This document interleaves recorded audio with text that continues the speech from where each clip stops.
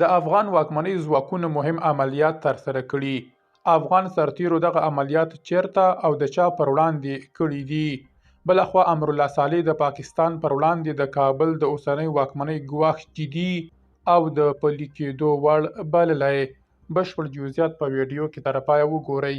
پتمنو لیدونکو ستړي مه شئ. د افغان ځواکونو د عملیاتو خبر لرو، خو پیل د امرالله صالح پر تازه څرګندونو کوو.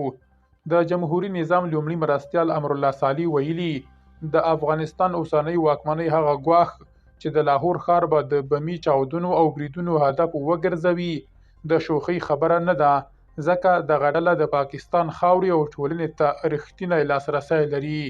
نوموړي زیاته کړې چې د کابل واکمنۍ د ښارونو په بمي او ډله ایزو بریدونو کې ثابته تجربه لري، او بیلګه یې د 2019 زیږدیز کال هغه برید دی چې په کابل کې ترسره شو او له 700 څخه زیات کسان ټپیان او ووژل شول.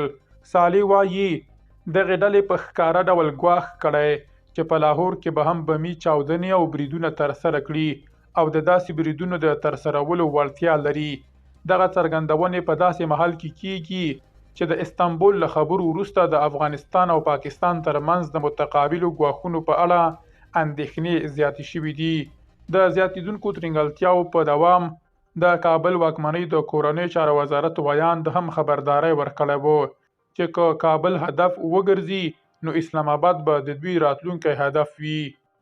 بلخوا افغان ځواکونو په پکتیا کې د چرسو د تولید او پروسس یوه کارخونه ویجاړه کړې.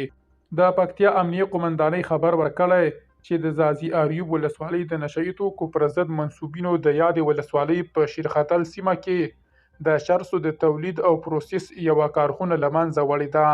له یادې کارخونې 12 کیلوګرامه اومه چرس او نور توکي ترلاسه شوي دي. درنو لیدونکو له ملتیا مو مننه.